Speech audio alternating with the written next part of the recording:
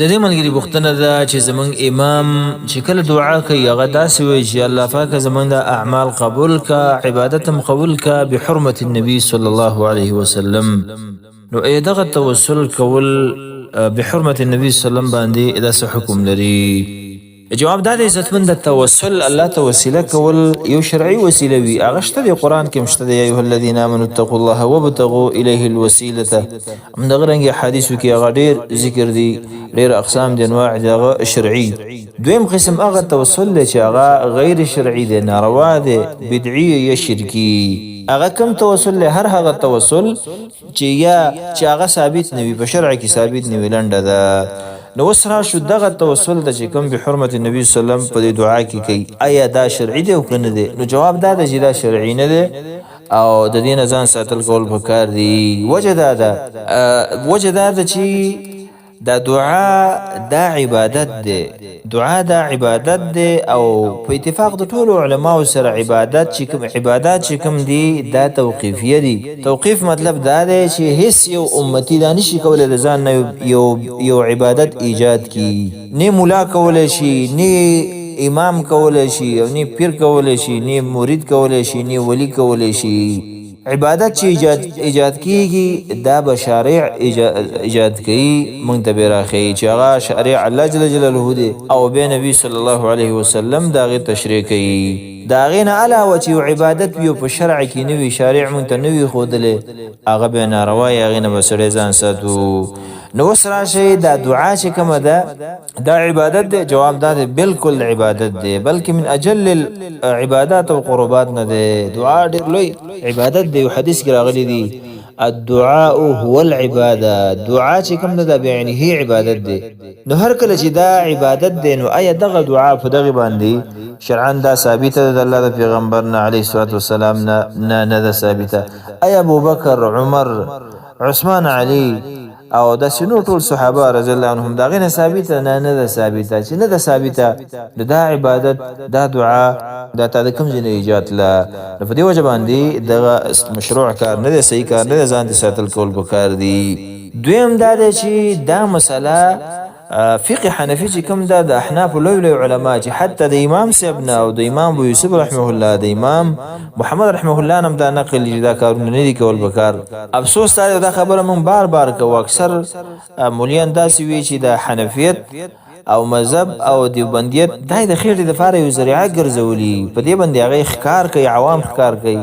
درزا به راخی جلکه اجتماعګان او جلسونه دا جلسې بکی الکه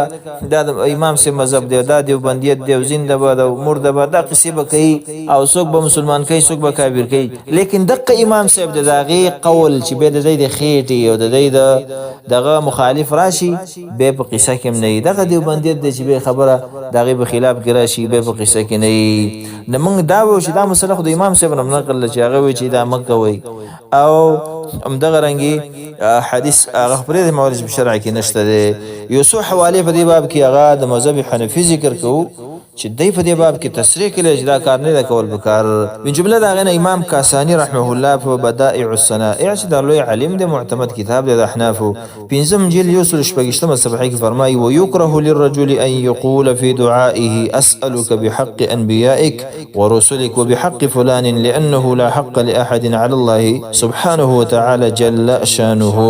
دلته وی مکروه دي سړي د فارغ دلته ګوره کراهت نه مراد هغه مکروه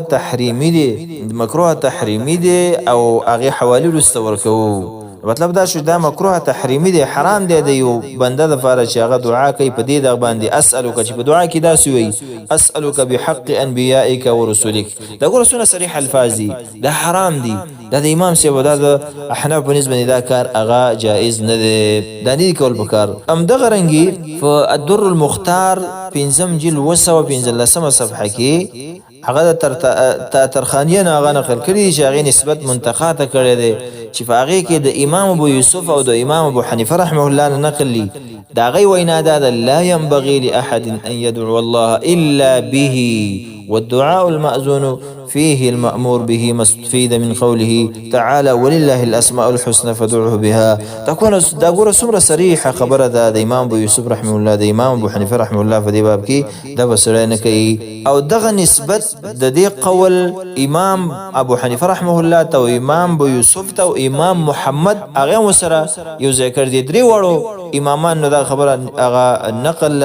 لکه څنګه چې دا هغه نسبت دغه خبره امام زیلعی رحمه الله تبیین الحقائق شرح د کنز الدقائق شپږم جلد یو درشتمه صفحه کې دغه سي هغه فرمایي چې امام ابو حنیفه او دغه صاحبین دا خبره نقل هم دغه رنګي العنایه شر الهدایه لسم جلد سلوش په صفحه کې دغه نقل لجد درې واړو امام دا خبره نقل هم دغه رنګي ابن الهمام رحمه الله په فتح القدیر کې او نور اهل علم دغه ذکر کړی دا